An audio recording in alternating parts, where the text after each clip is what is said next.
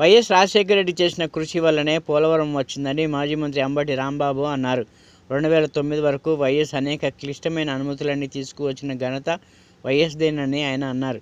పర్యావరణం, అటవీ అనుమతులన్నీ వైఎస్ హయాంలోనే వచ్చాయన్నారు. 7 గ్రామాలను కలిపినందుకే చంద్రబాబు గొప్పలు చెప్పుకుంటున్నారన్నారు. వైఎస్ కలలు కన్న పోలవరం ప్రాజెక్టును జగన్ ఎందుకు నిర్లక్ష్యం చేస్తారని అంబటి రాంబాబు ప్రశ్నించారు. జగన్పై పోలవరం బురద జల్లేందుకు ప్రయత్నాలు చేస్తున్నారన్నారు. వడ్డీ కాసుల వాడి చెంతకు పోటెత్తిన భక్తజనం అహంతో మాట్లాడుతున్నారు. ముగ్గురు కలిసి వచ్చింది 56% ఓట్లేనని, ఒక్క జగన్కే 40% ఓట్లు వచ్చాయని అంబటి రాంబాబు గుర్తు చేశారు. చంద్రబాబు అహం పెరిగి మాట్లాడుతున్నారన్నారు. పదే పదే జగన్ దూషించడం వెనుక భయం దాగుందని ఆయన అన్నారు. పోలవరం అనే జాతీయ ప్రాజెక్టుని రాష్ట్ర ప్రభుత్వం ఎందుకు నిర్మించాలని తలపెట్టింది? ప్లీజ్ సమాధానం చెప్పండి చంద్రబాబు నాయుడు గారు. రాష్ట్ర ప్రజలకు సమాధానం చెప్పండి.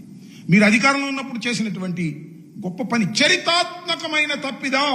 నెంబర్ 1, చరితాత్మకమైన తప్పిదం ఎందుకు చేశారండి మీరు? ఇక్కడ ఒక ప్రశ్న అడుగుతా. కేంద్ర ప్రభుత్వం ఏముందంటే నీతి ఆయోగ్, రాష్ట్ర ప్రభుత్వం మేము చేస్తామని అడిగింది, అందుకని ఇచ్చామన్నారు. చంద్రబాబు నాయుడు గారు ఏం చెప్పారు తెలుసా అసెంబ్లీలో? అప్పుడు కేంద్ర ప్రభుత్వం మన తీసుకోమంది, అందువల్ల మేము తీసుకున్నాం అన్నాడు. ఇంతవరకు క్లారిటీ లేదు. కేంద్ర ప్రభుత్వం తీసుకోమందా, మీరు అడిగి తీసుకున్నారా?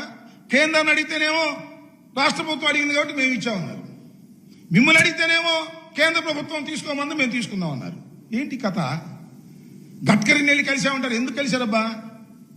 కేంద్ర ప్రభుత్వం దగ్గర నుంచి తీసుకోవడం కోసం కలిశారు. ఎందుకు మీరు తీసుకున్నారు?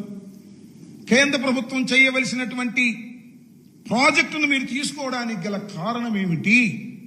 మీరు చెప్పరు, నేను చెప్తా. కొట్టేద్దామని.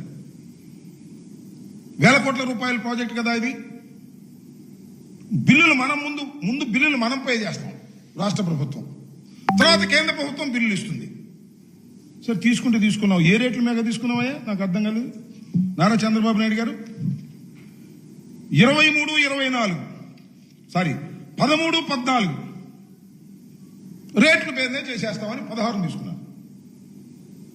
16ని కేంద్ర ప్రభుత్వం రాష్ట్ర ప్రభుత్వం చేయవలసిందిగా ఇచ్చింది. ఏ రేట్ల ప్రకారం? 16వ సంవత్సరంలో రేట్ల ప్రకారం కాదు, 13-14 రేట్లు. ఏంది కక్కుర్తి? వాళ్ళు చేయాల్సిన దాన్ని నువ్వు చేస్తూ రేట్లు కూడా వెనకటి రేట్లు వేసుకున్నావు. ఏంటి కక్కుర్తి? ఏమి లేదు. కక్కుర్తి అంతా కాంట్రాక్టర్ నీ సొంత వాళ్ళని పెట్టుకోవాలని, సొంత వాళ్ళని పెట్టుకుని దానిలో డబ్బులు కాజేయాలి అనేటువంటి, కరప్షన్ చెయ్యాలనేటువంటి ఒక దురుద్దేశమైన ఉద్దేశం.